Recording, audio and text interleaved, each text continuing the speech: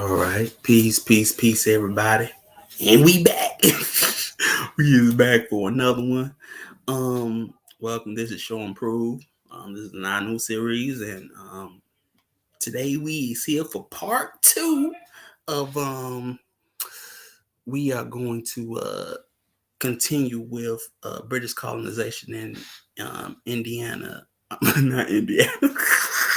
See, India, India, and the movie RRR. All right. So, well, when we talk about this movie, you know what I'm talking about. You have to also understand that, man. I watched this movie a lot, and it's a lot of subtleties. Even though there's a disclaimer in the front, it's subtle, but it's there though. If you really pay attention to it, you know what I'm talking about. And it can really like really throw you for a loop in a sense, if you don't really pay attention, you know. So that's one thing to pay attention to as you watch it, because people like the movie and things like that. But like I say, you literally have to pay attention to a lot of things, man. And ask questions. Always ask questions. That I have to watch this movie now. Oh man, it made me question so much. But yeah. But peace, Master Main Lady, know what I'm talking about. And peace, Sister Maria. So let's get into it, you know what I'm talking about. All right. So yeah, we got slides. Bam. You know what I'm talking about. So we doing British colonization in India part 2. You know what I'm talking about. And it's me, El Karar. You know what I'm talking about. Low. So now what we didn't get into the first part was caste system. Now, yes, there is a caste system. As you can see in this picture, you know what I'm talking about. Well, the statue is a Brahma, the creator guard, and you can see what each caste represents. You got the Brahmins who represent, the head. That's priests and academics, teachers. The Kshatriyas, they're rulers and warriors and administrators. You could say ministers as well. You know what I'm saying? You could use that. And you got the I'm gonna try with these names, you know what I'm talking about. But you got the Vaishyas, which are the artisans and the tradesmen and farmers and merchants. And then you got the Sudras, who are manual labor. And then at the bottom you have it don't even show it, but you got the Dalits, which are the untouchables. So peace, Ricochet, you know what I'm talking about. And peace, Sister Yafe. And peace, Brother Rami. So, you have that. Now, one thing that you pay that I didn't pay attention to in the movie is that Ram or Raju, he's a Brahmin. And the way you know that, I'm gonna tell you how you know it. He wears a string across his body when he's boxing. That's the sign of a Brahmin. So you already know that. Because I was like, is he a cashier? He must be in a warrior class. It tells you that at the start of the movie, pretty much, when he's basically practicing boxing on his own, that he's a Brahmin. He belongs to that caste. You know what I'm talking about. So yeah. Peace, Sister Yakiri. So yeah. All right. Now another thing we have to clear up is the term Jati. And that refers to a caste community, where you have like communities within the caste. Let's just put it like that. For one thing, like the Sudras have the largest communities. But this could also refer to communities of common language, religion, or origin. You know what I'm talking about? And the word was first distorted to be used to refer to caste by the Portuguese, because they were the first ones pretty much to get there. Vasco da Gama and whatnot. But and it can also be broken up by profession and politics. Now, you can say that Bean belongs to what Ajati, because they have a common language and a common origin, even if he's what they call tribal, you know what I'm talking about. But yes, you could say that, he has his own separate jati or community. We'll get into a warrior community later on. So yeah. Now, peace. Let's see who else.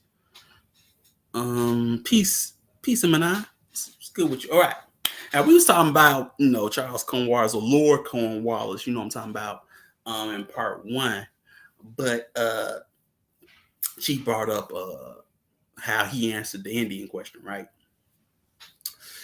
So what he was talking to or referring to, what I'm talking about, was that Cornwallis had it, said that basically, that he said this for Anglo Indians and Indians. And he said that both of them were corrupt. They were highly corrupt. And they were going to need the British to, basically clean up everything because they were highly corrupt and couldn't be trusted. But more so, the full-blood Indians, they cannot be trusted at all. So what he did was he created a lot of reforms, because he was the governor general at that time. And he created a lot of reforms, and another thing that he wanted to do was to basically create a British state that may not have the face of, a British person, you know what I'm saying? But it's a British state, it's, to me, it's like a colonizing mindset. We're going to keep this system in place, even if we don't run it. It's in place. You know what I'm saying? You even today, you still see certain modern things that are British, in India. One unifying language is still English. Still English. So don't get it twisted. You know what I'm talking about? Peace, Safta G. And what's up with you? So now, one thing he created was the Zamindari landlord permanent settlement system. That's how it looks. I'm gonna go into it with the next slide. But as you can see, the peasants are on the bottom. The landlords are the middlemen, and then you have the East India Company, getting most of the money, and running things. I'm running things.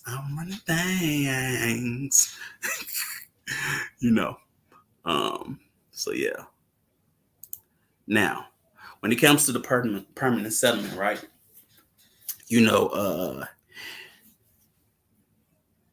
One, he first introduced this for land revenue in Bengal, which is a province in India, and later in other parts.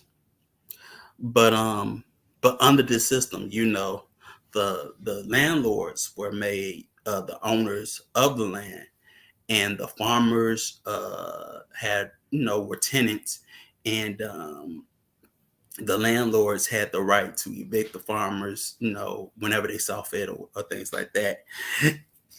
I'm glad you know that, Master Baby, because ain't nobody going to. Thank you, cream corn. That's what they call me. But yeah, Tommy Davidson did a good job with that one. But anyway, I was so happy to see him in that movie. Yeah, but also, the Zamindars had to pay, basically 9/10 or just 89% of land revenue to, the British, and the rest was for himself, and also for him to become the landlord, they also had to bid for the land. You know what I'm saying? These people they had to actually bid, 35, 45, 45. So, they had to do all of that. They had to bid for the land first. Whoever got it, then they would be in charge, and then they would have to, run things, but you gonna kick up most of the money to us, to the company, what I'm talking about. But also under this system, land revenue was fixed, for a term of 10 years.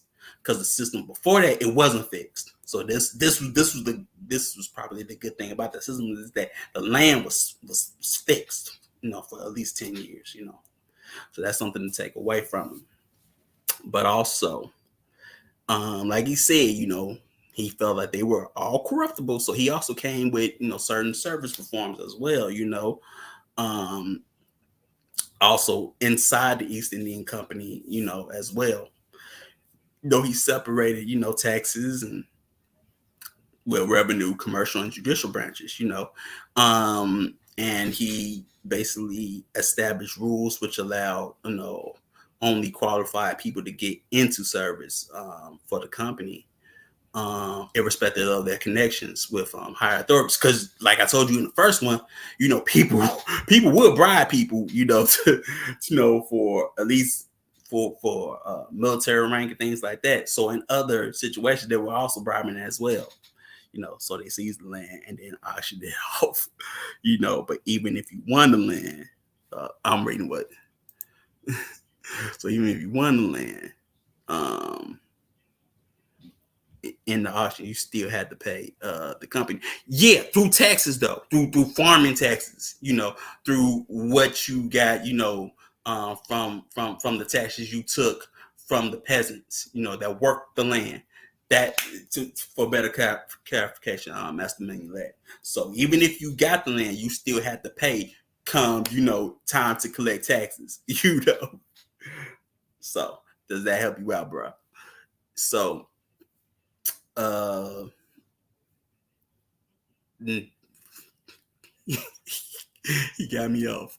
Okay, so also he made sure that the top post, especially when it came to that's still gangster, bruh. I mean, you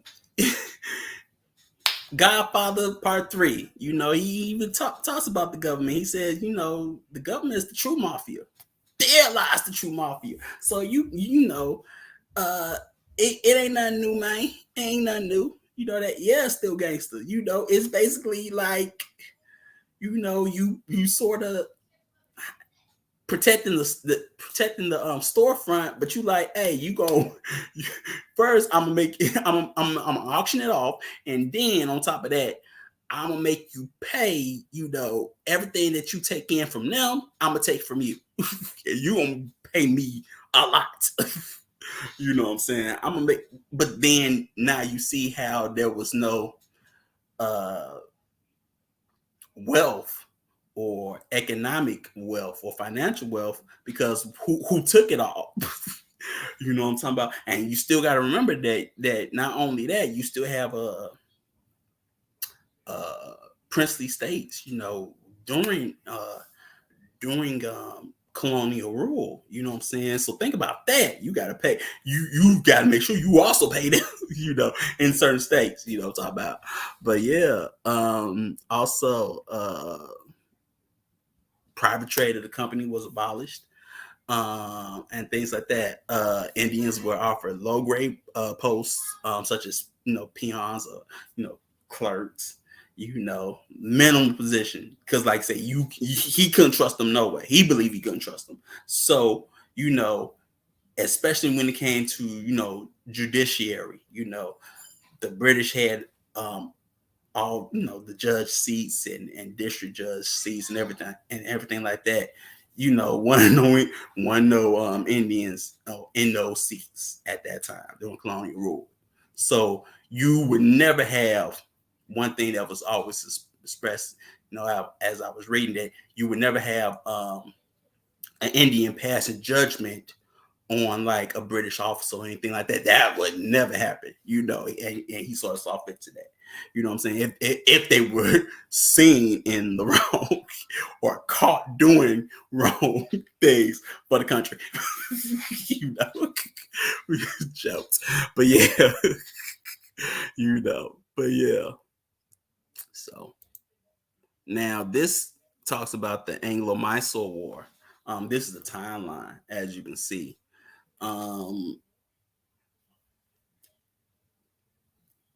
During colonization, there are many upon many wars that will fought. And if I put them all, it would be too long. You would be like, what? You know, but this is one big one because Cornwallis fought in this war, and even the Duke of Wellington also fought in this war, you know, and things like that. You have Hyder Ali, you know, who actually gives, you know, basically in India is sort of first win in the first Mysore War. That causes the treaty because he's able to get everybody on his side, you know, who was once on the British side, but then they changed over to his side. And then, you know, when the second and third and fourth one come around, that's when you see a change in who keeps on winning, you know. um to better explain this, as you see in the timeline, also, oh man, it's sort of small. I don't know if you could see this, but this also has, you know, the Anglo-Mysore Wars, what was the result and who won. Oh my goodness. But yeah, if I take myself off camera, you will be able to probably see it better. One second.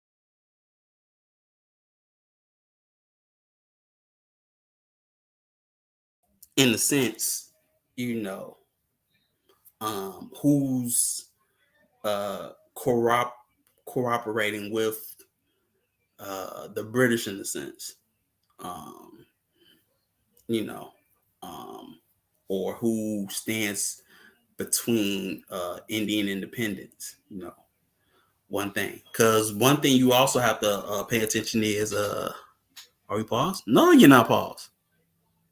Oh, you can hear things during the slide. Oh, man, covering up sounds familiar. Oh, a lot of things going to sound familiar. Oh, I took myself off. I took myself off stream, so I guess it took my also to my microphone off. I won't do that again, but I just thought you need to see that. But it there's a lot. Emma Yakira, there's going to be a lot of things that sounds familiar. That ain't going to be the only thing, right? That's not the only thing that's going to sound familiar to you or look familiar if you pay attention to the movie. It's like, oh, ain't that like like well, I'm gonna get it. I'm gonna get into it, man. I'm gonna get into it. But yeah, um So this shows a map of the Anglo-Mysore War and how the British uh, carved up a little bit of India during that time, you know. And also, here's a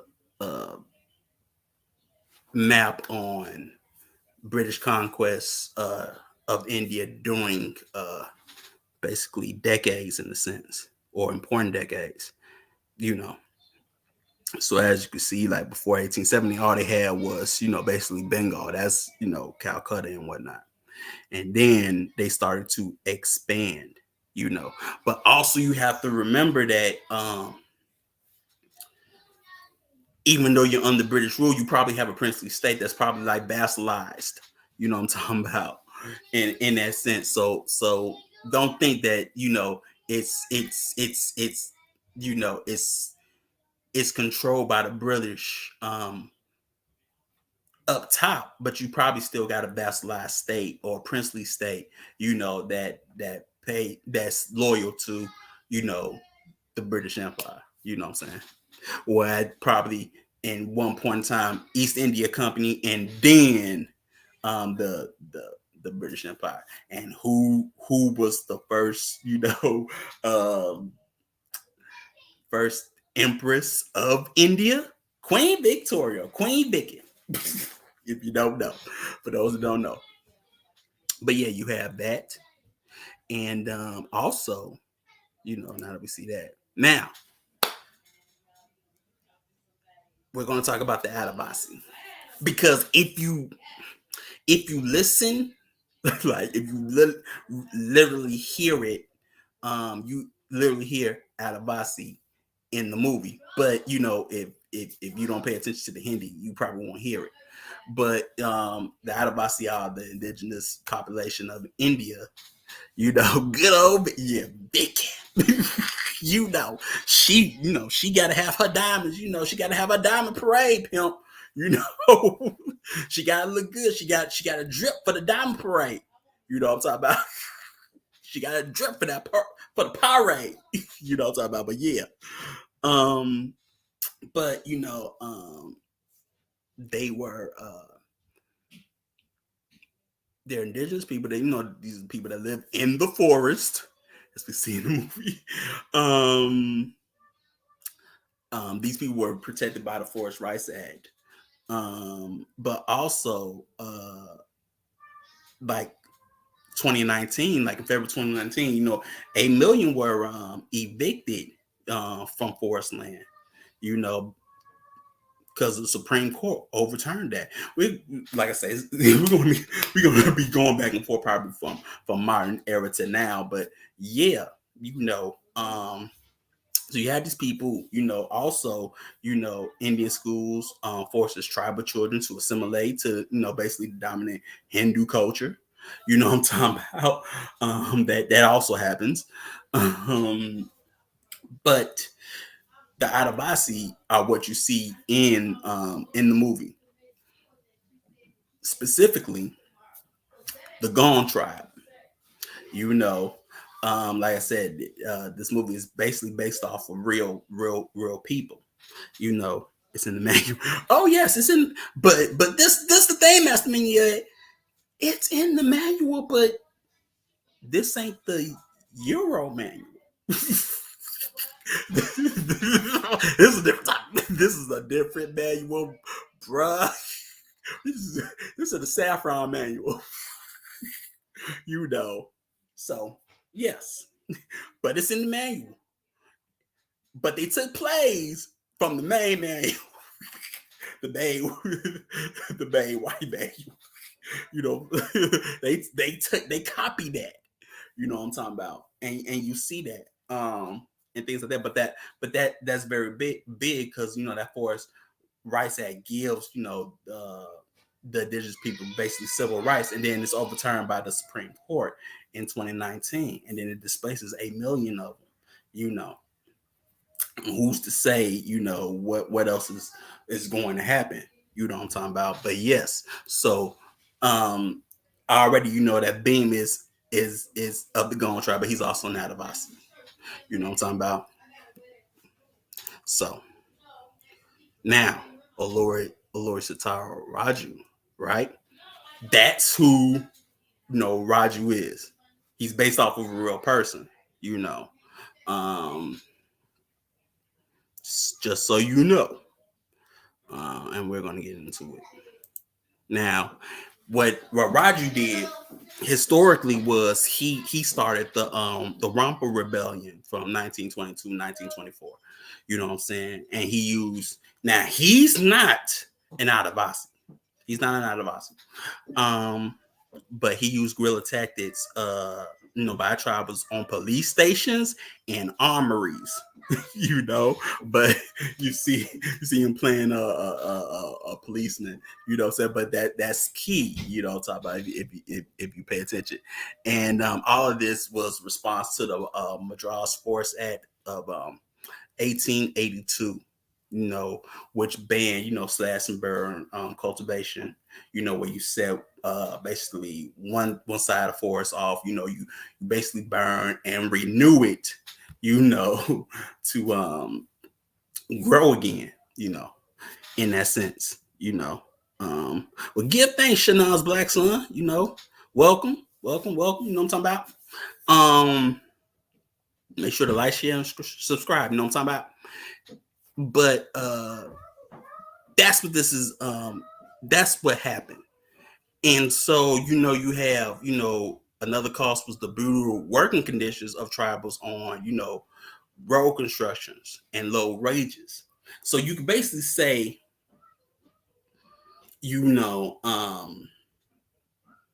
that the Adivasi or the tribals, because he even says in the movie how, how being called himself an outsider. You can tell that he's basically, you could probably say the equivalent of either a Dalit or a low class, should be Sudra. Just because he's a tribal, you know what I'm saying, and he's basically an outsider, you know what I'm saying, in that sense.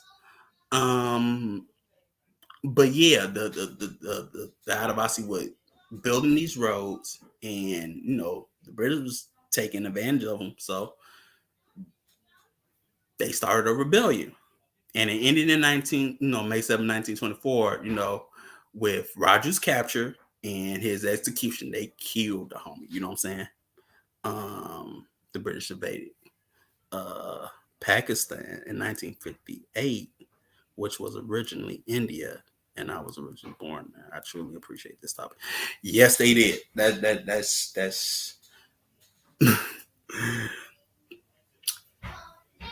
that has to do with so it's like that has to do with the partition.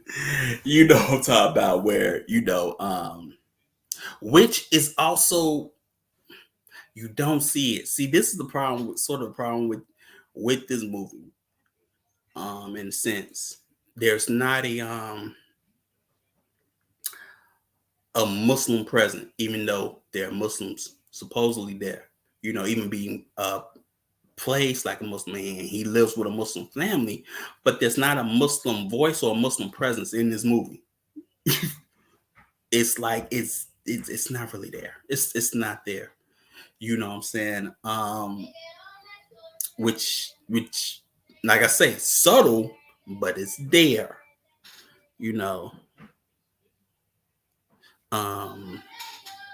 Would being an outsider be similar to how Romans called people outside their city's boundaries pagans? Yeah, but but that's that's still a Western mindset of master meaning. But you can't equivalate that. You know what I'm saying? You can't equivalate that, because even in the movie, there's a Western feel where being placed like the quote unquote noble savage. You know what I'm saying? Like that, when you really pay attention. Hold up. what I thought that he almost got caught. He used his left hand, but then left hand and then, bruh, that's another thing. But I've always well, I I'm switching cultures. I thought that was what I know I couldn't do that. I couldn't do that in an A stand. I don't think about that. He did use his left hand. It was noted, but he didn't fully tip. See, okay, but I do know what y'all talking about. But I was so used to dealing with it in A stand a little bit that I did sort of think about it in the sense of this movie. You know what I'm talking about? If he wasn't Muslim, he wouldn't have done it exactly. you know, but paid attention. Another thing was, but then again, him and his homies were touching beef. Cows are sacred. You ain't supposed to touch beef. And here they are, feeding tigers beef. Large, legs of beef. You know what I'm talking about? But yeah, you got that.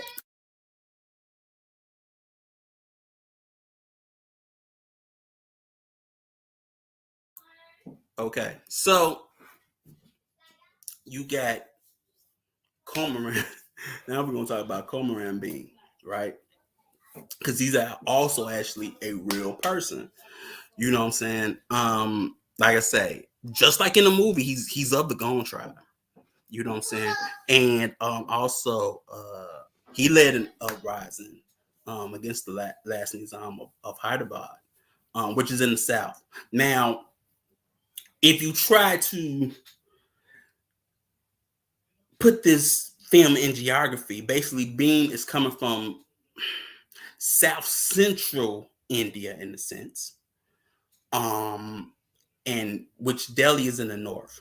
North, it's still north central, so it's in the north. So you got they went kind of far, but you don't see the traveling. You know what I'm saying? Of them going, from basically Hyderabad all the way up to Delhi, which is in the north. You know what I'm talking about? But yeah, the uprising was against the Nizam of Hyderabad and the exploitation of local landlords. Remember what I told you? The Nizam is, or the dynasty of the Nizam is Muslim. It's a Muslim state in that sense. This ruler is Muslim. But he led guerrilla warfare tactics, guerrilla warfare against the Nizam's army. From 1928 to 1940. Now, that's a longer time than Raju, what I'm saying, which was 2 years, but Jogadat Village was his base of operations, and it's also the place where basically the police or the Nizam police will corner him and kill him. You know what I'm talking about? But yes. So when it comes to this movie, I liked Bean. You know what I'm saying? I thought Bean was cool, but it's like Raju seemed to have the higher calling or the higher purpose or the higher plan, because of the simple fact that, well, maybe one, because he's Brahmin, and one, it said he's fighting for, basically all of India. You know what I'm saying? While Beam is just trying to get one girl. You know what I'm saying? But if you pay attention to the movie, even from basically the start, Beam is like the inferior to Raju. He's like the idiot savant. He cool, but he's like the idiot savant. You can just tell, like he he's like Thor, and then Roger has to instruct him on what to do, even at the start of the movie, where he's just using, basically hand gestures to tell him what to do. You already, like I say, it's subtle, but it's there. I can't make this up. You know what I'm talking about? It's subtle, but it's there. Like he's treated like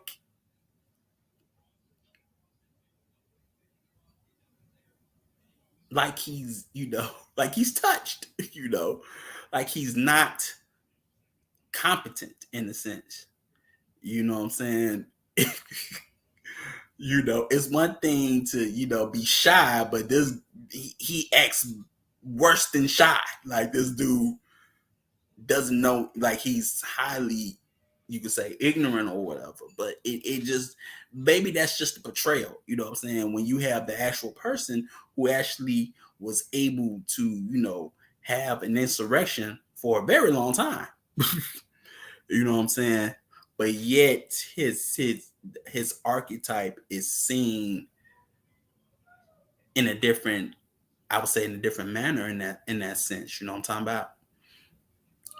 Which like I say, it's subtle, but it's there.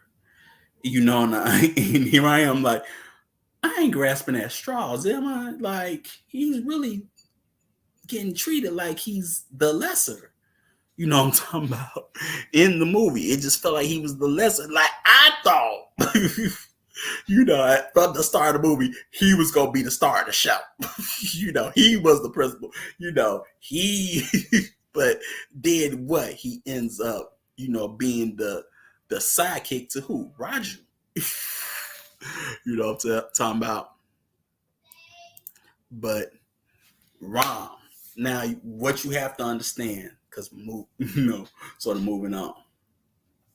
This is the archetype that Raju is personifying. He's Ram or Rama, right? And you can tell this by one, as you can see in the picture, by what he wears. The I want to say, well, we just gonna say saffron robes and the bow. You see that. You sort of see that at the end of the movie, but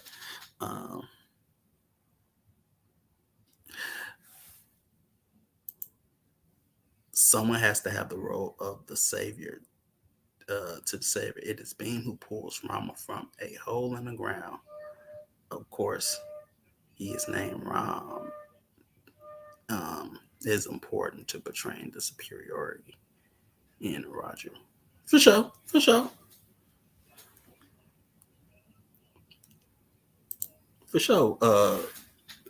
Sovereignties. Someone has to be savior, but also remember that movies have political agendas. Hey, look, even this movie has a political agenda. There's a very nationalistic agenda with this movie. You know what I'm saying? And what else? Now, like, and now if you really pay attention, there's a lot of nationalist like movies. If you pay attention to them, you're just like, whoa. But yes, that's the esoteric side of it. But is that the intent? Remember, we're not just not of the culture. We're seeing it through different lenses. I have to ask these questions sometimes. You know what I'm talking about? But yes, so Rama, or Ram, he's an avatar of Vishnu, which is the god of preservation, and he's the king of Ayodhya. Now, when I hear Ayodhya, I think of only one place, and that's Thailand, which there was once a city called Ayutthaya, but with a th, with a th and not a d. So here I am, like, oh, so that, oh, So when I hear it, I think it just takes me back to that. But that place is also significant of what happens later on when we'll talk about the temple there. But this is part of Ramayana. But he's exiled to the forest with his wife Sita, who was also a princess, and his brother, Lakshmana. Sometimes he's seen as the archetype of, the ideal man. You know what I'm talking about? Oh, name my son. That's what's up, bro. You know what I'm talking about? Now Rama is used in the political ideology of Hindutva, which, like I say, is in the slide. So we gonna get into that as well. And he's I put guard tier archer because of some of that of the things that he does with a bow. But like, okay, for instance, and he's also Brahman. Like, for instance, right? When he goes like basically before he weds Sita, her father issues a challenge, to whoever can string, basically string the bow of Krishna can marry his daughter, right? So Rama strings the bow. Not only does he strings the bow, he he knocks it and pulls it all the way back so much with so much force he breaks Krishna's bow. That's why I say he's a god tier archer. You know what I'm saying? He's like, God, how you break Krishna's bow? Like, bruh, how you break his bow? But yes, so he did that. So then you have that. Now you have Bane's basically archetype or character archetype is Hanuman, right? And so you sort of pick this up in the movie, especially like Sovereign was talking about how he pulls him from the ground. He even says it, I'm gonna help you out, basically, and destroy another Lanka, which we're going to get into in the next couple of slides about the Ramayana a little bit. But yeah, so this was also, of course, I like, the Indian cultural reference of Hanuman, but but when they put him in Black Panther, I was like, hold up, time out. Time out. I was like, one of these things don't look like the other. Why you got Baku talking about Hanuman? It just my spotty says, but just was like, huh? But yeah. The Jungle Sea is a dope. It's dope. It made me peep the Hanuman reference. Exactly. It's there. It's about. But actually, it was there before that. It's just blatant there. But it's always been there since the start of the movie. It's always been there. Now Hanuman is the son of Vayu, the god of wind, and Anjana, who's a celestial nymph. Now he's the model of human devotion and dedication. What you see in Being, he's the model of devotion and dedication. He's dedicated to his tribe and he's devoted to Raju. In that sense. He's also the advisor to Sugriva, the king of the Varmanas, or forest dwellers. That's what it's called. What that means, but they're monkeys. They're all monkey archetypes. Even Sugriva. There's even a there's even a story between Sugriva and his son. Not his son, but his brother Bali. But oh my goodness, when it comes to the Lord, there's so many books. Like we're just on with this movie. You're going to see, like she talks about, how every movie just seems like the Osirian myth. And this movie is straight Ramayana. It's nothing but the Ramayana.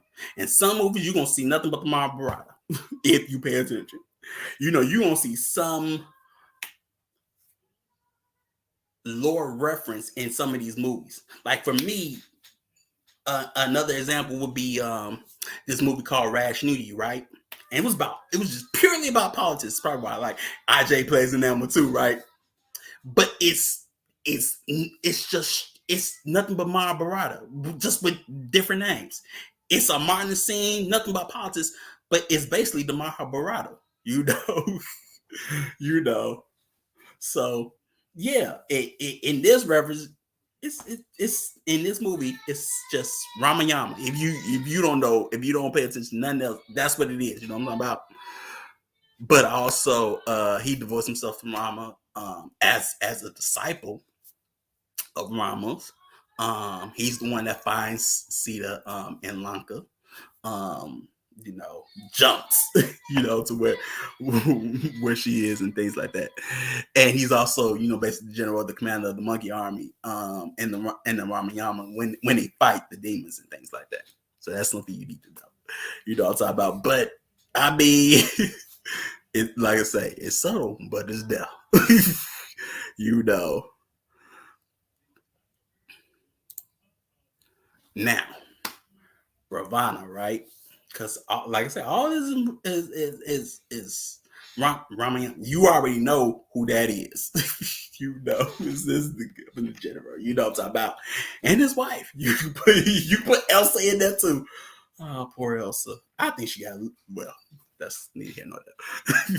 But I still can't believe that was Elsa. Don't even look like her. not the young version that I know so well. But yeah. Now Ravana, he was born to a great sage, Vishrava, and Nikasa. Now his mother Nikasa was also said to be a demon and the mother of cannibal demons. If you ask me to say that P word, I'm going to butcher it. But usually I try. If I hear it, then I can do it. But he's the king of Lanka. Now some would say Lanka is actually Sri Lanka, and there's a different type of lore from the Sri Lankan point of view about Ravana, which was interesting. You know what I'm talking about. But he's the ruler of the Rakshasas, which are demons. He, as you can see from the picture, he had 10 heads and 20 arms, and he's the one that kidnaps Sita, Rama's wife. And he wants to marry her. He locks her up for a while, some years, before they can actually get to her. And he's constantly, proposing marriage, and she says no, but like the final time he proposed marriage, he basically says, either you marry me or I'm gonna kill you, cook you, and eat you, and he's the one killed by Rama, through archery, kill him with the bow. And even I would say in Hindu festivals, that scene sometimes is acted out in festivals. If you ever seen them, sometimes with a lot of pageantry in a sense. You know what I'm saying? And like I say, all this is based on Ramayama. You know what I'm talking about. That's what like I said, that's what we getting into. So a little bit about it, you know what I'm talking about. You have basically Rama before he becomes the king of Ayodhya. Uh, sounds like a little like Hades and Professor 70. Well,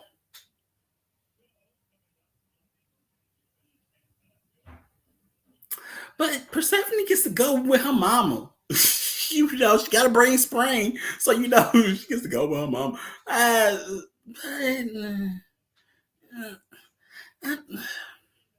Do you really? I don't know. I, I not gonna say it's not, but it's like I don't want to make. I don't want to make the two. But he's a prince and he has two twin brothers, as you see, and an older brother. No, a younger brother because he's the eldest. Um, and his stepmother wants her son to be king, and so the king, his father at the time, um, exiles Rama, Sita, and Lakshmana, to the forest, and he agrees. Even though he's supposed to be, the king, he gives that away and goes into the forest in a sense. It's a reach. It's a reach only because it's like I don't want to give it to him because I'm like, I bet you see this cuter than they ain't on Persephone. That's the only reason I'm like, I ain't gonna mix that. Because I could probably get why Ravana wants to marry, Sita, because she probably looks good. But Persephone, I don't know. I don't know. But yeah. You know what I'm talking about. But he goes into the forest, you know what I'm saying? And while they're in the forest and he goes, hunting with his brother, basically Ravana basically captures or kidnaps Sita and brings her back to Lanka. And so, look, long story short. So he goes to the Monkey King Sugriva and Hanuman and creates an alliance with them. And Hanuman, being the son of the god of wind, ends up going and basically jumping to Lanka and find Sita, and it's like, I come to take you to Rama, but she don't believe that it's probably Ravana, because Ravana can change his face, change into anything in a sense, But Hanuman proves that he's from Rama, and she believes him. But she says no, she's not going with him. She's going to basically wait for Rama. And so this big war with the monkey, with the monkey army and demons and and Hanuman and Rama and everybody, they fight it out. Rama kills Ravana and whatnot, and then he gets Sita back. But but the issue is that Rama's like, I didn't do this for you. I did this for my family honor, and it's basically like he's trying to say, I don't. You getting some will come, bruh. The difference is when it comes to Sun Wukong or Sun Wukong, the Monkey King. That's my homie. He uses basically a bow staff. Hanuman uses like it's not a bludgeon, but a mace. Like this cool mace. You can see it. Oh, I hope I will that you can see it. in the picture because it's right at the bottom. But usually it's this big mace weapon, what I'm talking about, that he uses. It's totally different because he's like this strong dude and whereas, Sun Wukong, he's like beating you with this like mythical item bow staff that could change his size and things like that. Like you see in Dragon Ball Z, and he got flying numbers, flying on clouds and stuff, which you see wind clouds, flying on clouds, and and even then, like Hanuman, he takes a discipleship. So you're not wrong, Master Ning. He takes a discipleship, but it is with a monk. It's been a minute since I read, since I've been bothered with Journey to Rest. But yeah. Yeah, next to me being it's not a power pole, but yeah, he beat you with he beat you. But yeah, that power pole, bro. So yeah, they killed Ravana with an arrow, well, basically more than one arrow, Yeah, see, T word. Let me see, trippy Taka. Yeah, trippy Taka. But how they saying in Chinese? I have to find out how they say it in Chinese though. But yes, that monk. But sometimes, but unlike Hanuman, Sun Wukong comes from basically the tier of the goddess Nua. Yeah, see, so they all come back to me. Sun Wukong, he's always arrogant. He's like, equal only to heaven. You know what I'm talking about? It was really considered. I'm sure at first, and he tried to ditch the monk, but and then he gets in prison. But yeah, that's going off topic. So he's like, it wasn't about you, basically like, I don't trust you. You probably was with the dude. And so to prove basically her loyalty or her faithfulness to Rama, she basically sets herself on fire, and the god of fire saves Sita, basically confirming that she's been faithful to Rama. And he takes her back, but he knew this all the time. Robert, it was just the rules. I knew that all the time. I knew you was my baby. That's how we gonna say it. Robert was on some issue is or issue ain't my baby, and this, and then the girl sets herself on fire. She's saved by the fire god. He was like, I knew you was bae all the time. It's on that, and then he ends up, being the king of Ayodhya. But that's just the gist. You have to read it for yourself, because I can't cover all of that. It's like the Mahabharata, man. It's so much happens, man. It's so much happens, But yes, Rama ain't no simp. Rama ain't simping. You gonna get me started? No, he ain't simping. Yeah, he want to see if she gonna choose up again, and gave her a choosing fee of fire. That's my choosing fee, chick. And as you can see, she stood down. See, here we go. She stood down for the crown, huh? Okay. Moving along. Now,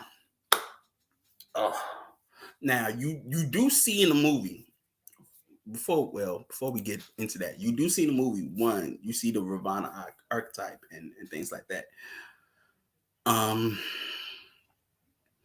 And the archery and things like that. Fun facts. Like when we go through Raju's history montage, you see the weapons that the rifles that they use. Those are, for those that don't know, those are Lee Enfield Mark III rifles. That were also used in World War One. What's interesting is that you see um, the boat action process to it, but also by sort of, since this is 1920, load, aim, shoot, but also, Sister Yafe, um, by this time, also, fun fact, this gun was also used during the Boer War in Africa, but also, by this time you can use a clip um, magazine system. If you, well, let's just say the bullets are on a clip. They're on this little clip, and you can load it into into like a magazine compartment that's at the bottom, and then you just bolt action and load. Which is sort of sometimes a little bit more faster, since by that time, because they was trying to make that weapon more efficient instead of single loading. As you saw, he was load, aim, and shooting. But like I say, by that time, we was one. You could put in a clip and start loading that way. Also, since this is 1920, we on automatic rifles. We are on some automatic rifles. We are on automatic pistols. I mean, come on. But this British, it's like, babe, there's no 1911. There's no Lugers. There's no. I mean, we. Here I am, like, babe, this was the American Empire. Load, aim, shoot, single load. Yo, give me that Browning BAR.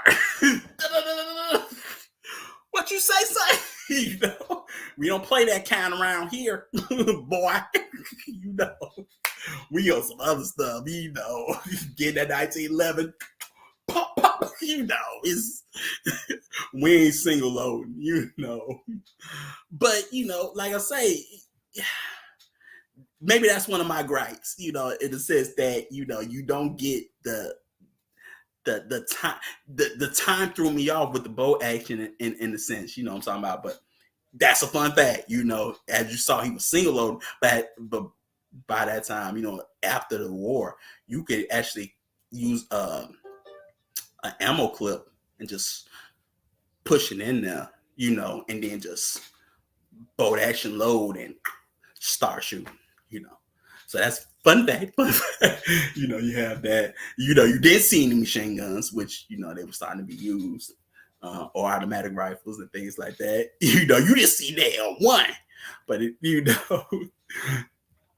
they was like, gotta win somehow.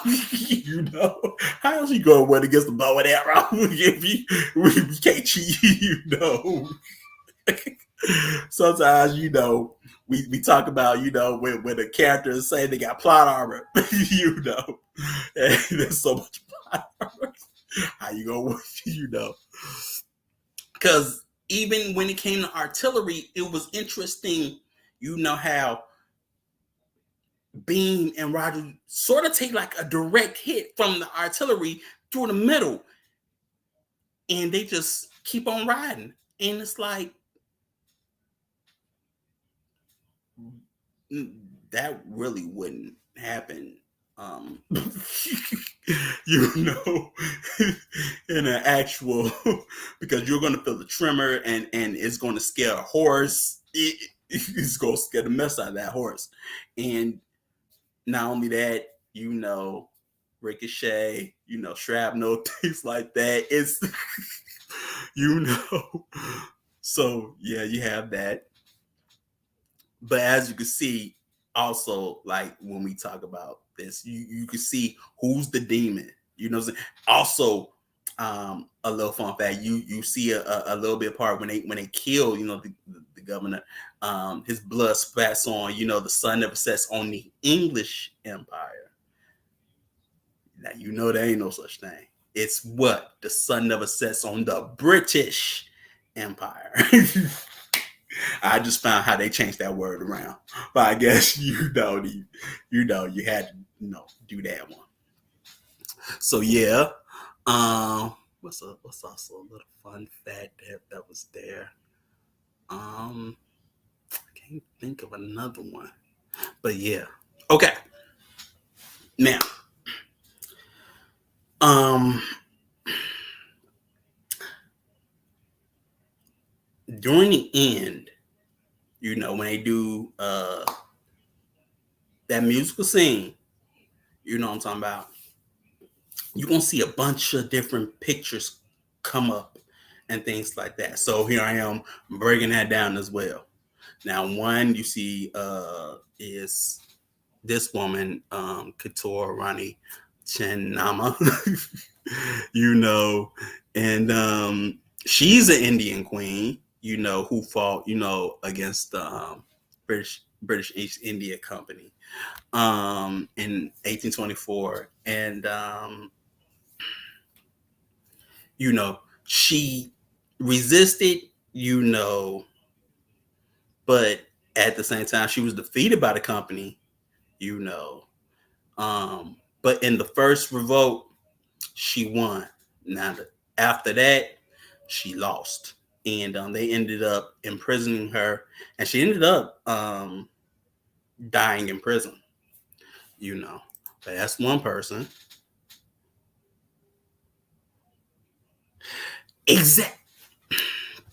Exactly, Master. I peeped out. I was like, I know it's the sun never sets on the British Empire. What? There ain't no such thing as the English Empire. No one says English. But yeah, that's there. you know. Um, and so now here we have Subhash Chandra Bose. Now he's an Indian revolutionary who was also in the independence movement. And it's like he allied with Gandhi at some point in times, and then he was an adversary of Gandhi. But a lot of these people were one time with him, and then they parted ways in a sense, or and that's they branched off to do their own thing, own thing, But he's known for militant approaches, for the independence. He was also elected president for the Indian National Congress in 1938. But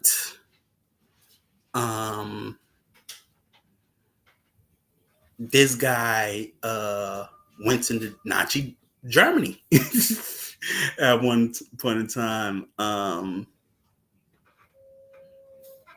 And he spoke on German radio. He went alone, of course, but he went to Berlin, with a few other Indians. But mind you, it's World War II and Nazi Germany. So I don't need to tell you what they think. Yeah, he looked way better on paper, man. Way better on paper. But I don't need to tell you what he was thinking if he was in Nazi Germany. You know what I'm saying? During the time of Hitler. But they spoke on German sponsored radio, and also he left Germany, and he went to Japan, and he also took leadership of basically independence movement, which had and a standard army. He had his own army, you know, basically we'll say 40,000 troops, and they actually make landfall in India. You know, what I'm saying, with Japan, you know, but they didn't have air support or support from the Japanese, and then they end up getting pushed back. You know what I'm talking about? And he ends up basically um, dying. You know, um, apparently in Taiwan.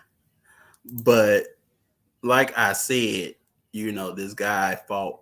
He lived in Nazi Germany and fought with the Japanese. There's actually a story about that. I mean, not a story, but a TV series should be about that. But I didn't watch it. I like watched one episode and then I just said I'm not watching no more because I didn't. I thought it was boring. But the guy fought. Like I say, make of it what you will.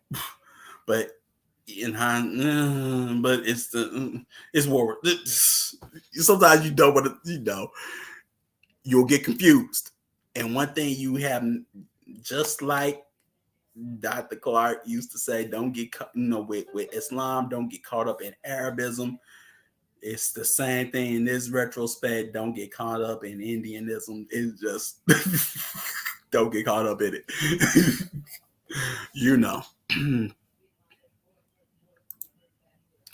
Now okay, Vallabhai.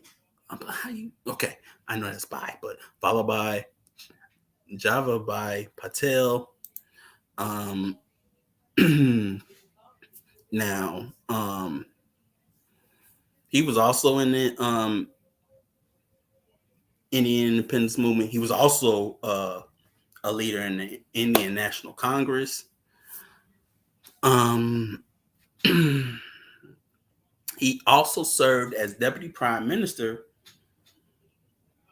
for after Indian independence. He's the first deputy prime minister. Some people say he could have won the prime minister position, but he didn't. But there's that.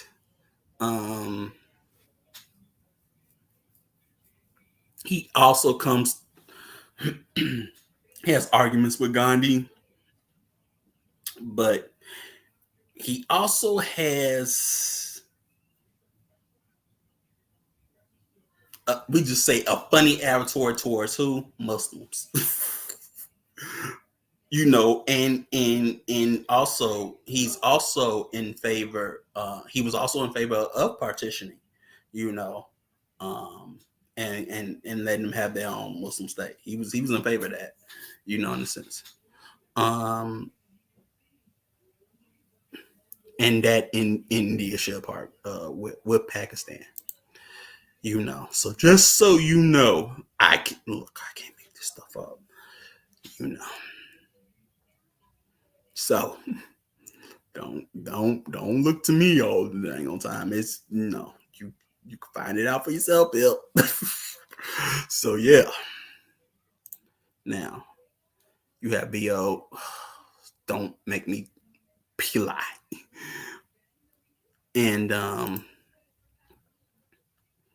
now what he did was let me see.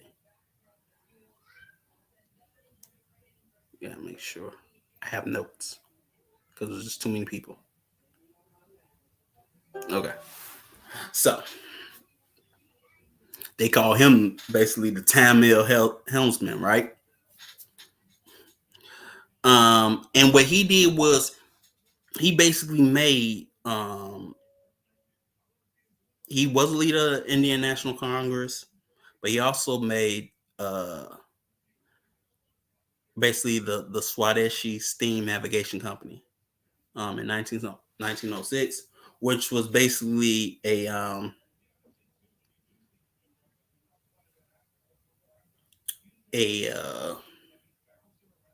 competitor against the British India Steam Navigation Company.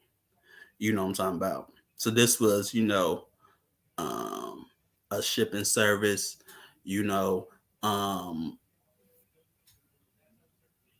on the seas, you know what I'm talking about, and things like that. He's competing against British ships.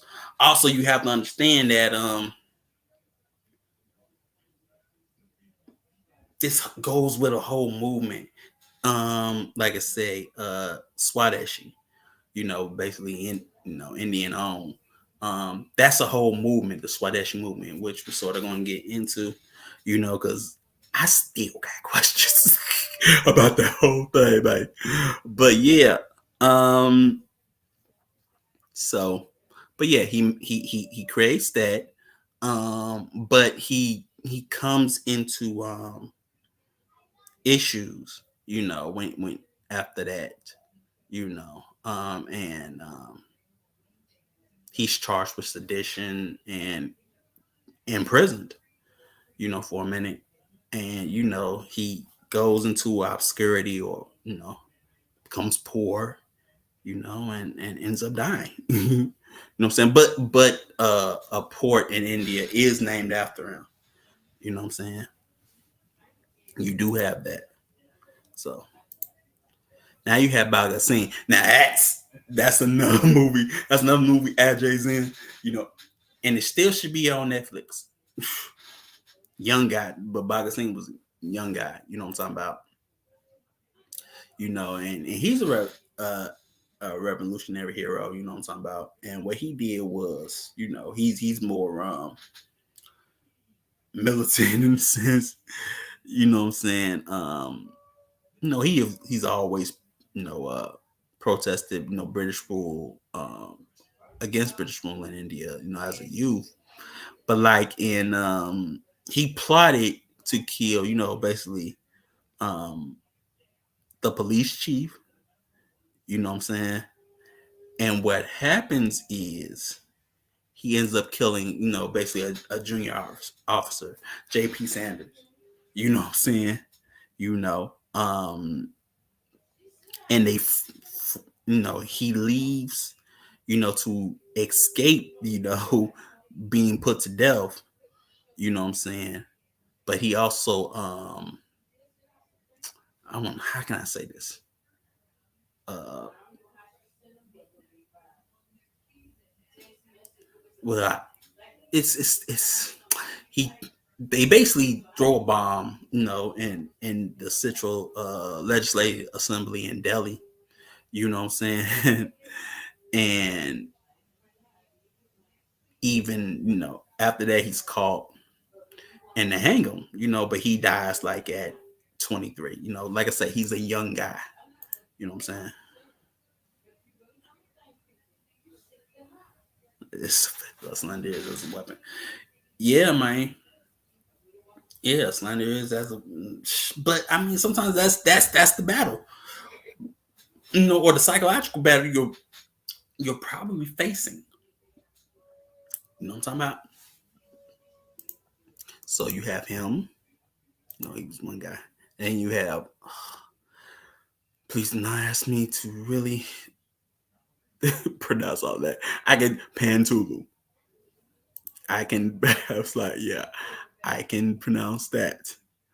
Um, he was the first chief minister of Andhra State,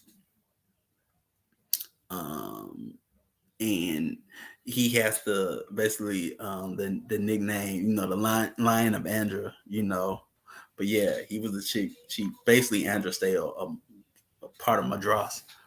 Just so you know, who's that? Oh, peace, chief. What's good with you, man? You know what I'm talking about? Peace, chief. Peace to chief. You know what I'm talking about? And so, moving right along. Now, here we have, oh my, I can't, Kerala Obama. We say Pazazi Raja. Now, basically, what he did, this guy, is interesting in the sense that, he's a, you know, he's known for guerrilla warfare, you know what I'm saying? And he basically was a king, and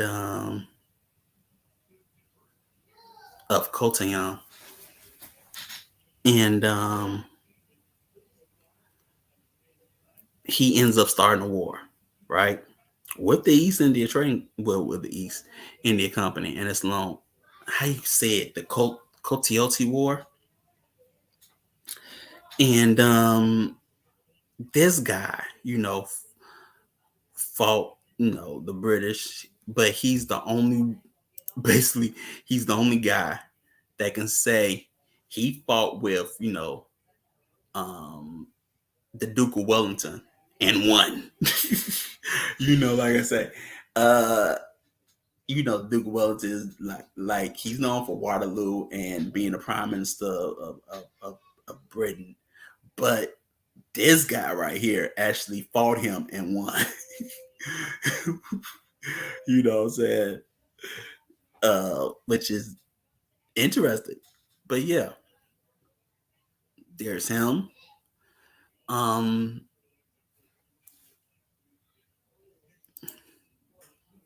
okay. Now, when it comes to, I'm so used to what Chai Trapati Shivaji Maharaj, right? This guy's the just so I can show you. He's the founder of the Maratha Empire, right? He fought against the Mughals. He gained forts, but a very key figure because one, the Marathas is actually a warrior caste. You could say it's a warrior caste. Um, it's a community that's a warrior class, and before the um, the founding of the Maratha Empire, they fought for the what's called the Deccan Sultanate, and then they went out on their own and started to fight against um, the Mughals and Deccan Sultanate, and they actually had their own empire. But also, you have to also understand that you know Chhatrapati Shivaji Maharaj is also used in Hindutva. You know what I'm saying? Um, and there are a few movies about him. Few movies. Um, and there was one movie, Tanhanji, that I was waiting to see this movie for 2 years. I was like, man, it's been out for 2 years. When is it gonna come out? And I finally got to see it, and it was okay. Nothing to really talk about, but yeah, man, it was there. It was like really there. But this guy is important, and as you can see, especially the flag behind him. You know, um, and that's the Maratha Empire. Now, when it comes to that, don't think that because in part one we saw that the Mughals were disbanded like 1857, and this lasts to 1818. You gotta understand that also, like with princely states, the Mughal king was like a hostage. Basically he was there, you know what I'm saying? But sometimes you could be like a hostage, in the country that you're in. It's like I can sort of equivalent it to, I guess, feudal Japan when you take one of the sons as a hostage and things like that. You know what I'm saying? That's sort of what this like. But once the Marathas are basically fall out of power, then you have maybe not a resurgence of the Mughal Empire, definitely not, but they're still there as a presence, even as a figurehead. You know what I'm talking about? But it's like I say, it's when you look at it and look at maps, it's confusing, but it's there. You know, don't but just don't think of it as them having the same power as they once had. You know what I'm saying? Now,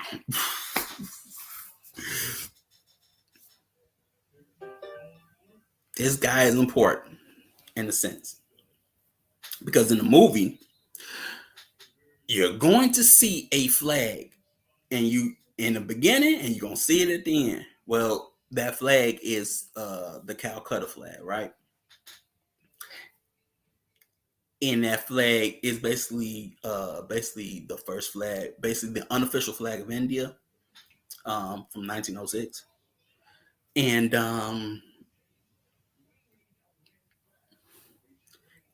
like I say, when it comes to this movie, it's it's confusing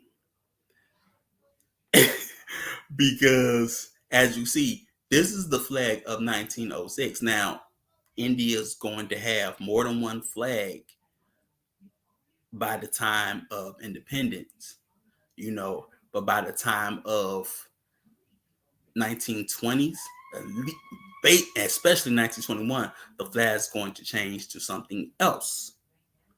And it didn't look nothing like that flag that they were waving around, just to let you know.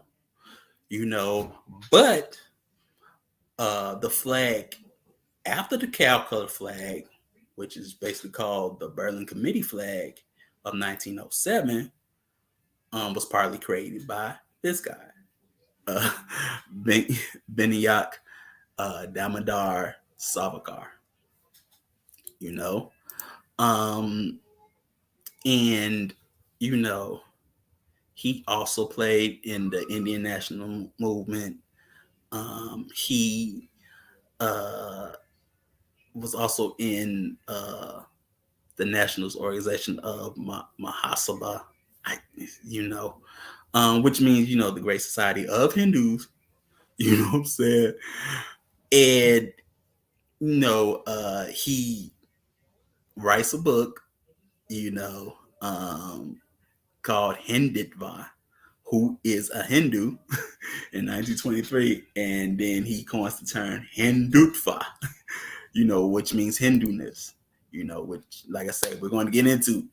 But like I say, that guy is important because all of these guys are still, some of them still alive during uh, independence. You see all of this, but who don't you see?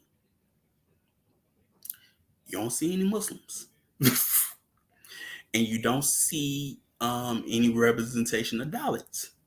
You don't see those or tribals in a sense. I was like, huh. I was like, why they got that flag? But the Indian, I'm confused. Like,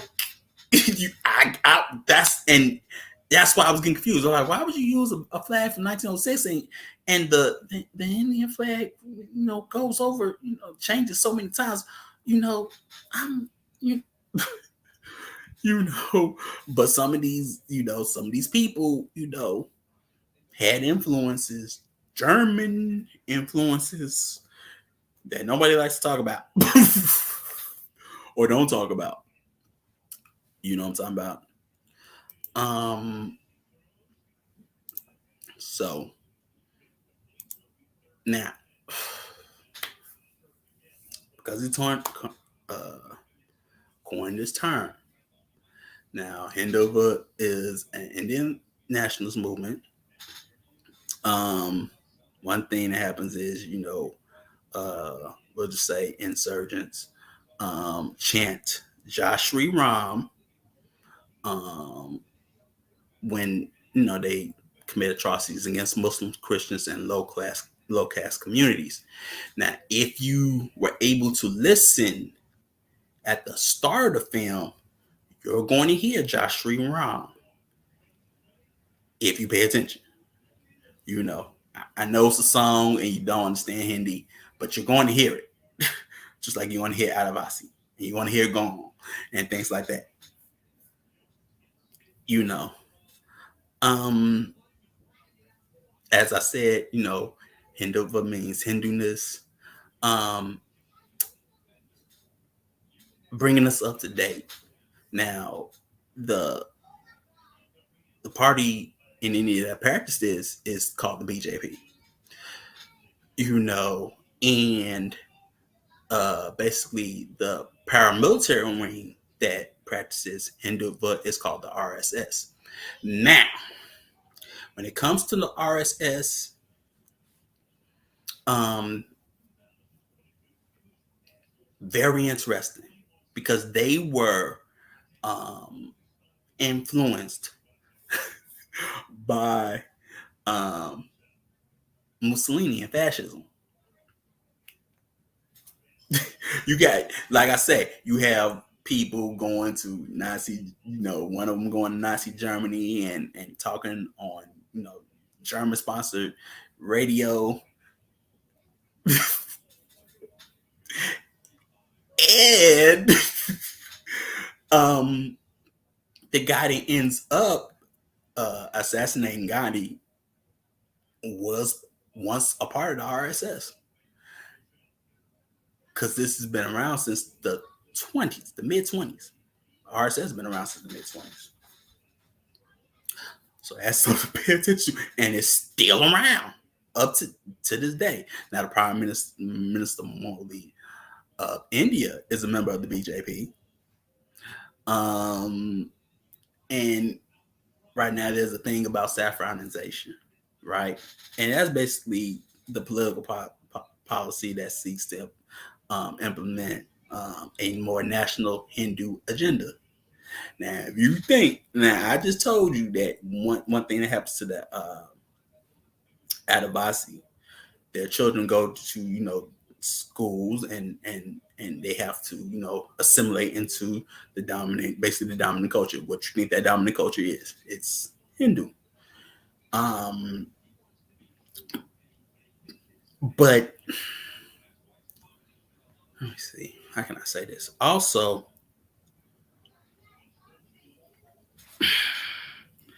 it's sort of a struggle because of the simple fact that yes, there's an issue with the Mughal Empire, but it seems more so or more touchy than being under the colonial British Empire. It's weird to me.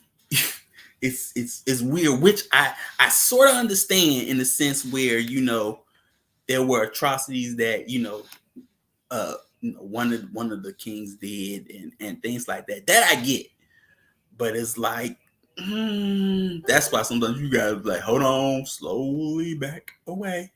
Don't get caught up. That's why I say just like Dr.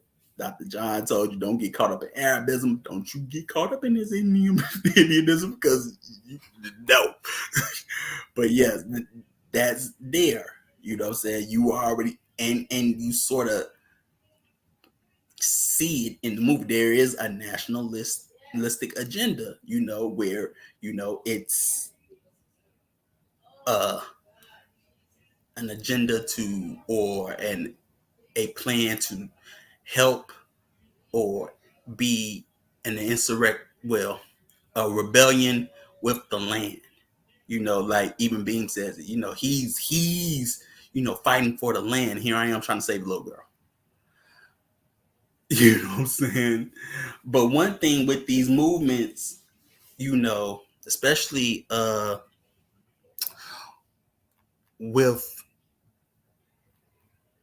like the Swadeshi movement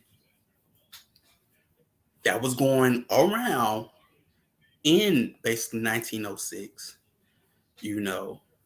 and things like that. One thing that was the issue with that movement, which was about, self-rule, self-governing, Indian owned and, making things, for the country by India and for Indians and things like that. But the one issue with it, or maybe the main issue was it didn't It wasn't popular with the lower class, and it wasn't popular with Muslims.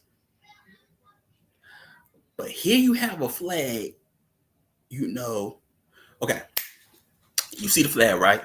Now at the top you see eight losses. Basically, those are those are the those are the eight provinces of India, and then you have the Sanskrit for Made Baharam, something something like that, because now it's escaping me. But what that means is, "Oh mother, I bow to thee." Basically, the country. And then you have a sun that's supposed to represent Hinduism, and then you have a moon that's supposed to represent Muslims. Separate but there. But during that time, the Muslims,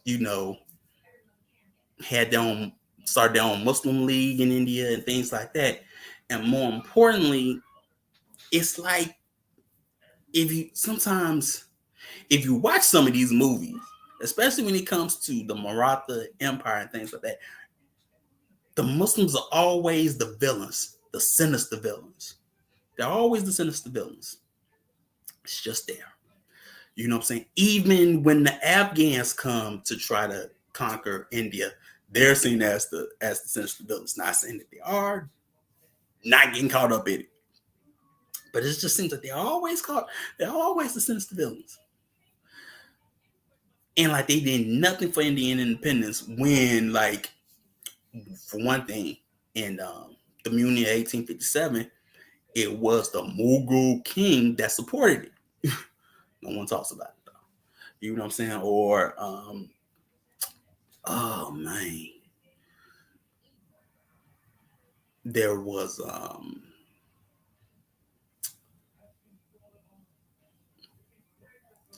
a very influential Dalit um, who was a doctor, and he also was a part of yeah. I praise the motherland. Thank you, Master Minilet. Uh, but he was for Dalit rights and things like that. And dang, forget his name, but he got turned off. He got turned off so much that he converted from Hinduism to Buddhism. Buddhism. It was a lot. But it was interesting. You know what I'm talking about.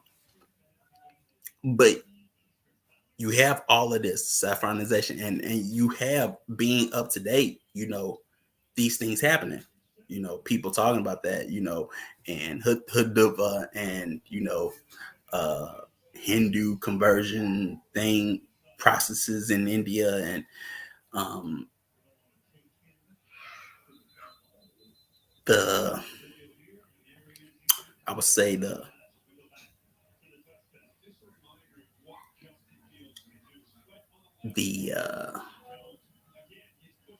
I don't want to say discriminate.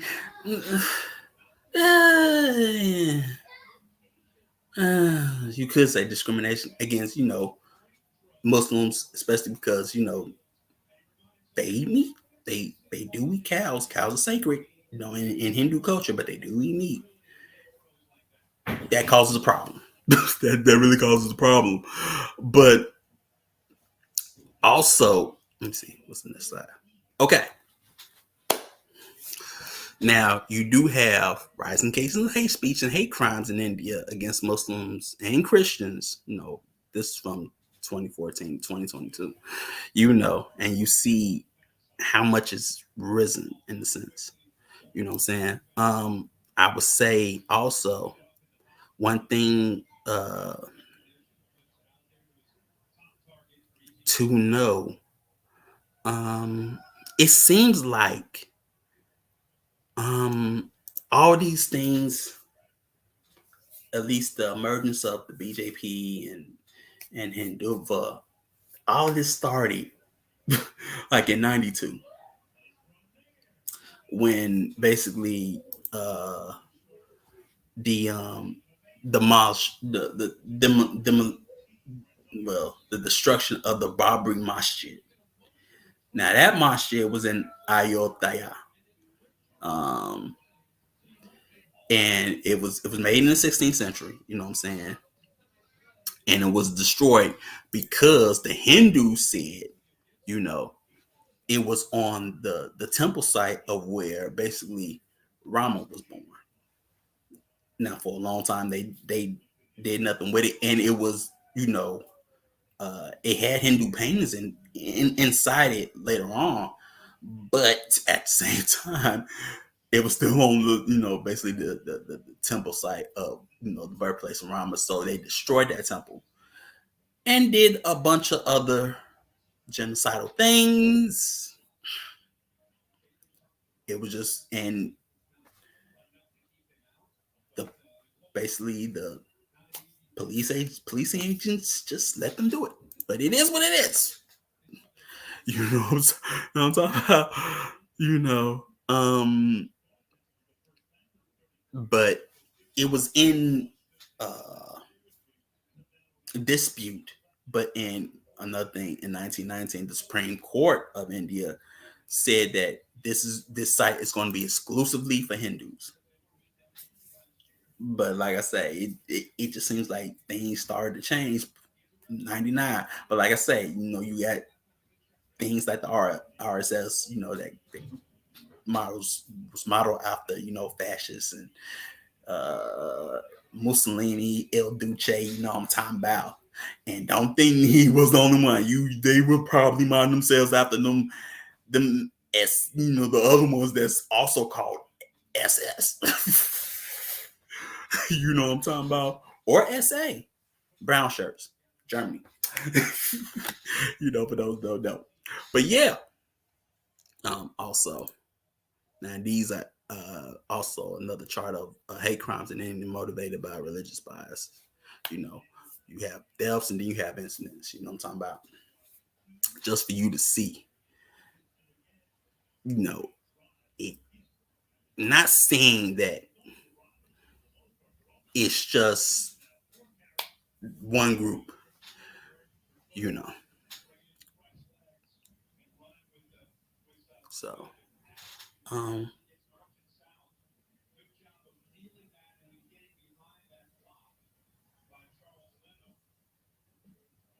yes, that's his name.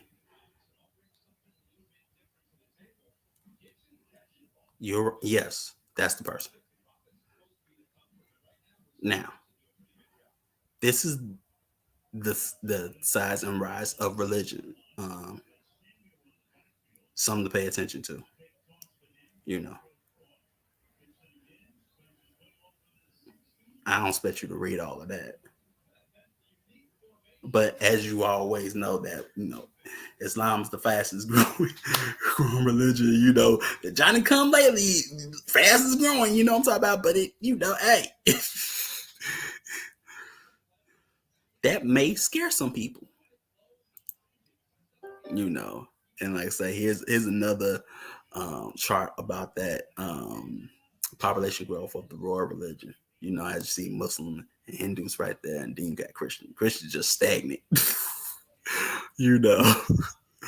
But yeah. Now this is a projection by 2050 though. That you'll have 1.3 billion Hindus, and then you have 311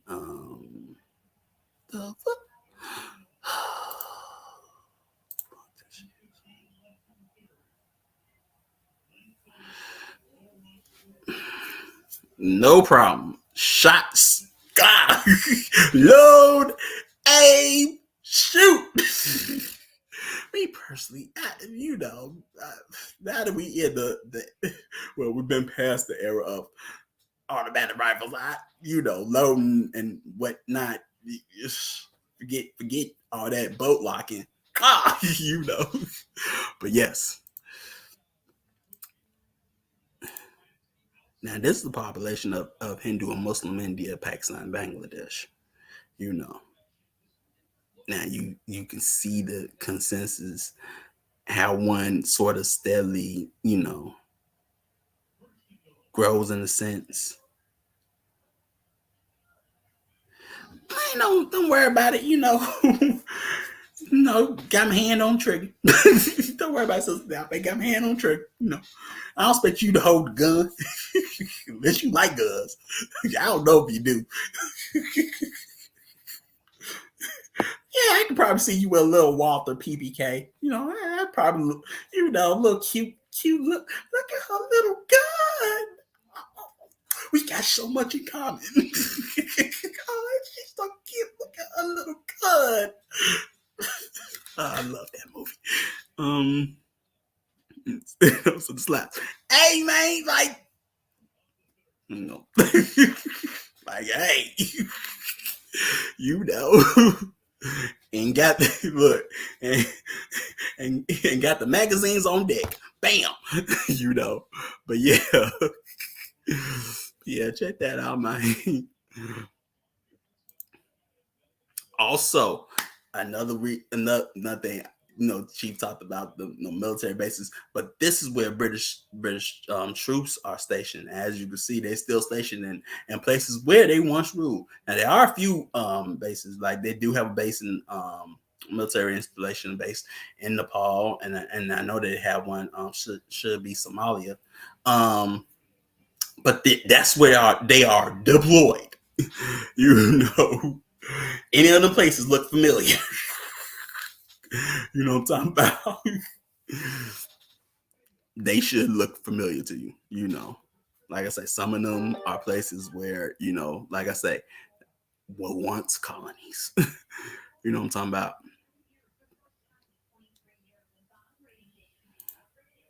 Okay. I actually got a video that I'm going to show. As you see, yes, I came up with today. Talk about Green Game versus them San Fran boys. Lean with it, rock with it. But yeah, when I was watching this newsreel, that's what I thought of. Like Green Game, San Fran boys. Just to delineate who's who. When you green, it's usually for Muslim, Islam, and saffron or orange, talk about Hindu, right? So let me move this. Another missile. This is what the Hindu mobs are doing. Sectarian violence on the streets of Leicester. It was the weekend of the Queen's funeral, and with many officers deployed to London, those left struggled to hold back the aggressors. Attached to Hindu, also attached to the Maratha Empire. It had started on Saturday when a group of mainly Hindu men marched 2.5 miles That's why I put it. East of It's the just city, wildly which is predominantly big. Muslim. The color's wildly big. That's why I say them saffron because everything saffronization. I mean, it's just Muslims there. outside Outside the mosque, playing loud music early in the morning till 2-3 a.m. Because that color obviously, is as you know, prevailing is in escalated Hindu to a different level as now. well as Ismail Shaki had been trying to calm things down. In this video, he's addressing a group of young men who had wanted to retaliate. We've got no qualms with the Hindus, he tells them. The Muslim youth got together and they had enough. They said enough's enough. We are not going to just stand by. Whereas the police, we are disconnected with the police. We're distasteful with the police that they're not doing their job properly. Enough's enough. We need to do something. And they are like going around patrolling the streets, making sure our Muslim brothers and sisters are feeling safe, and they don't feel safe at the moment. But even by saying that Muslims are just patrolling, some Hindus take that as a provocation. From our side, it's just a frustration. Yes, they are Muslims. With a knife, bro. With a knife and stuff. That frustration is shared by the Hindu community. This video shows a Hindu flag being pulled down from outside a temple. What it doesn't show is that a Muslim imam was there trying to stop the crowds. Much of the footage has gone viral, used in propaganda videos. It's also been reported across India and Pakistan. Meanwhile, 15 people have been arrested after a serious disorder broke out in UK's Leicester city over the weekend. So these are the kind of messages you've been getting on your phone? That's right, yeah. Outside the mosque, Mr. Hussain shows me the WhatsApp messages that are going around. Boycott all Muslim shops. If we all together boycott them, only they will know power of Hindus. The violence hasn't come as a surprise to everyone in this city. Leicester is often held up as a model of integration, but is that view outdated? In recent years, a number of new communities have settled here, partly attracted by the city's prosperity. A small minority have been accused of bringing with them the politics of an extreme right-wing Hindu nationalism from India or Hindutva ideology. Although it's been widely reported that the initial violence was sparked by a cricket match, that's not what's going on in this city. I mostly chose this clip just because of now. The police and the local authorities the footage that you get to see of failing to understand in the what's sense. going on here. So that was another reason why I chose this one. There's evidence that some of these groups from across the country had organised coaches of supporters to travel to Leicester during the disorder. Of 47 arrests, over half were of people who live outside the city. I don't think we have been slow to respond to these incidents. We've got a dedicated investigation team wrapped across all of them. There's significant we gonna talk about it. Videos, CCTV, online imagery that we're working our way through. Today, a joint statement was issued by Hindu and Muslim residents. We arrived in this city together. We faced the same challenges together. We fought off racist haters together and collectively made this city a beacon of diversity and community cohesion. But even as they had prepared their statement, there had been disagreement over whether the term Hindutva extremism should be used. They're saying we want peace and the rest of it. That's cool. Okay, that's cool. Everybody wants peace, but you have to have these uncomfortable conversations and you have to address the elephant in the room. I don't think it's about hiding any kind of perspective or truth. I think we have to understand that there is concern on both sides, and both sides are willing to have dialogue, and that dialogue needs to continue and take place before any particular statement around that is made. A small example of just how difficult it may be to re-establish the cohesion that this city prides itself on.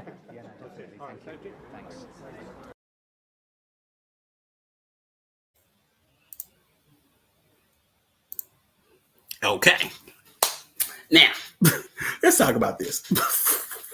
And as you know, this was in Leicester, which is in, the UK. You know what I'm talking about? Now, when you look at it, it looks like Leicester, but they say Leicester. Don't ask me. It's just there. I don't know how you get. I had a friend that was actually, well, he wasn't a friend, but I had a classmate. His name was actually Leicester. So he didn't spell his name Leicester like that, but shout out to the homie, you know what I'm talking about?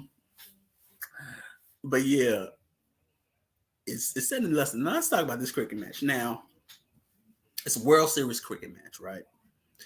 And it's between India and Pakistan. They have played more than one time throughout the years, but it's a big exactly, Sister Yafa. Like, see, I want to say Worcester, but they probably say Worcester. You know what I'm talking about? I think it has to do with, let me see, either the Saxon or Norman, Britain. It has something to do with that. I think that's what I think. I can't explain it. It has something to do with that. And I don't know. I don't know. I'm not going to try to understand it. But it's a big cricket match, because cricket is big in India. There's documentaries on that.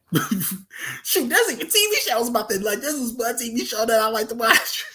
That's about Indian cricket. It's on Amazon Prime, too. But it's good. But that's just because it got homie in it. But cricket's big in India, and like somebody just said, India and Pakistan fight many wars on the cricket field. It's deep for them. It's literally deep. Sometimes you have India win. Sometimes you have Pakistan that wins. This year, last month, India won. But people, hold on, wait.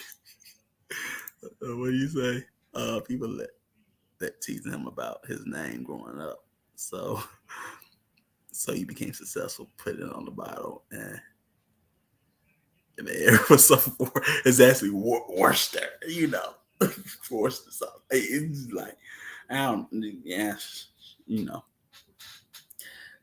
take it with a grain. Like I say, I can never understand it, but it's spelled, but no, that's it's like, okay, like when another thing, because I like football, soccer. Our big grudge matches are called derbies, but they say derbies. But DERBY, but it's Derby. I don't know why. I don't try to. I don't know why.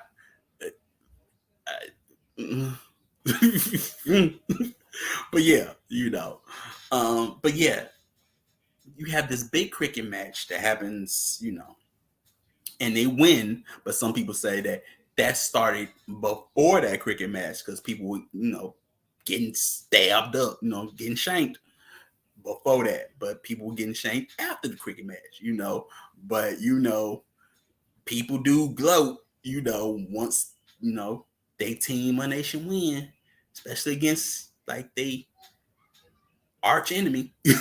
In a sense, it's against Pakistan. They fight wars against each other.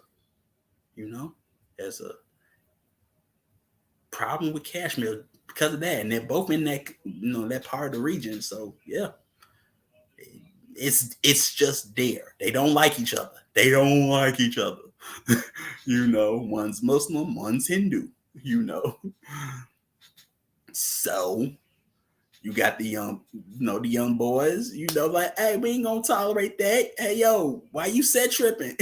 Hey, Saffron, why them Saffron boys set tripping on us? And we ain't about to let that happen.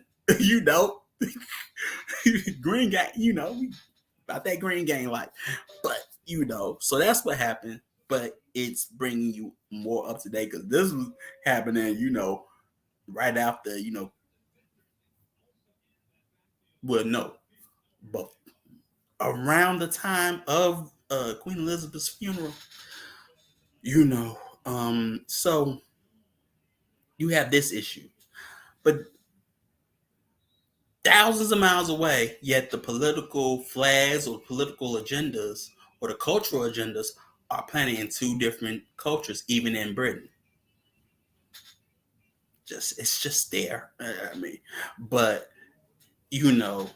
if you think that there is no Indian agenda in cinema, like now I have to look and be like, yeah, that's always the case. I sort of, or any political or nationalist agenda, then you're sadly mistaken. I just have to say that. You know what I'm talking about? It's there if you pay attention to it. Like, one thing that always bothered me every time I used to watch Bollywood movies, and more than one, especially sometimes when in modern or old, it was like, why are the darker, melanin rich servant character always buffoonish? Like, Step and Fetchit buffoonish. Just saying, just a thought. Just a thought. I could never understand that. I was like, why is he? Is it just humor or something just ain't quite right?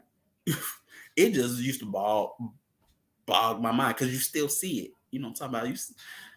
I just couldn't I can't understand that. But yeah, it is what it is, man. But like I say, there's a ton of issues. Like we could, you got the Kashmir issue. Man, I started to post the hang on video of this movie I like that actually sort of talked about a resolution or article about Kashmir and things like that. But I didn't want to be too long, and I couldn't get the real movie clip where you could, because since it's in, basically Hindi, you have to read it, and I wanted to ask you guys, but it's good. But if you ever see the movie Hyder, it's basically Hamlet, but set in like Kashmir. And I love that movie. Right? The movie, and there's a monologue in it, right? And it talks about, basically Article 370, which gave, Kashmir its special status. And then 2019, what happens? It's taken away, by India. It was taken away. And so India, the Indian occupied part of Kashmir, it's basically like on house arrest. So, well, curfew, martial law, whatever you want to call it, but it's there. You know what I'm saying? And like I say, you do have the terroristic side to it. That's also there. You know what I'm talking about? And independent and insurgency and things like that. It's not me to tell nobody what to do. It's just there. I'm just here to tell you what's there and tell you about movies and stuff. So that's what we have there. And so, a lot of things taken away in 20 minutes. Bruh. So, look, man, I am done with that. Was like, this is my last line. Look, I know. Look, I don't know if you care. Look, I almost got the 45, but if you count part 1, 60, over 60 slides. So bang, bang, bang, son. I'm talking about Brooklyn. How'd you do it? She know what I'm talking about. What your little cute friend used to do? What that cute Puerto Rican girl used to do? I forget. She's like, booyah. Okay, yeah, that's it. So I think that's it. But yeah, what your cute friend used to do? That, But yeah, man. Okay, but we're not done. In a sense. We're not done. You know what I'm talking about. Because next strong we are going to talk about Belgium colonization in the Congo, man. I would say a primer for that, if you can get it, is Lumumba, a movie that'll probably help you understand because we're going to talk about Patrice. We're going to talk about Patrice Lumumba. So if you can watch it, man. It will help you understand at least Congo independence in a sense. And this is also the place where we had what? Should be Rumble in the Jungle. Zaire. 74. Rumble in the Jungle. Yeah. I'm making sure because I don't want to miss with Philippines. But that's still in Manila. But I had to make sure. That's it. You know what I'm saying? Oh, Sister Yaffe, don't be trying to egg things on. Like you, man, don't tell me you one of them girls. You one of them girls that be egging things on, loud as a water bite, but you gonna hide behind your friend, talking all that trash. You know what I'm talking about? Don't tell me one of them girls. I know you ain't. You ain't one of them girls that talk all that trash and just say, wait till I get my cousins. I'm gonna call my cousins from the Bronx. They gonna F you up. So yeah. So we're gonna talk about that. Because even that's gonna be a lot. I think we're gonna also I'll probably cover that too. So that's gonna be interesting. That's gonna be interesting as well. In them, yeah. Them. I don't say them. I say them. In them. So yeah. I want well, but give thanks. You know, I give thanks for you being appreciative. You know, some people ain't appreciative. You know what I'm talking about? They want 45 exact. You know what I'm talking about? Like, I got a quota, but you know, you can't put, you can't put, a quota on history. You know what I'm talking about? You just can't. You know, it's too much. You know what I'm talking about? So that's what we're gonna do. Next round. If you haven't heard, Chief's new podcast, Red Rap coming to you, you know what I'm talking about. And it's gonna be, in probably my favorite part of Brooklyn. Oh, I love Utica Ave, Pill. Me personally, I was like, ooh, I love it here. Oh yes, Utica. Yeah, I know it has that. Love that part. So yeah, Flatbush. Be on the lookout for it. You know what I'm talking about. And then we got Shimon New with I think it's Masjid. And then we have Midday Affirmative. Check out that. Like we always say, like, share, subscribe. You know what I'm talking about. I am Achi El Karar. You know what I'm talking about. And we will see y'all next strong, man, as we do this again, and we gon' get more into it, you know what I'm talking about. So it ain't gonna stop, you know what I'm talking about. We still gonna be on the train. We still gonna be painting on the train. Okay. Like them Texas boys. Okay. So give thanks, everybody, and peace.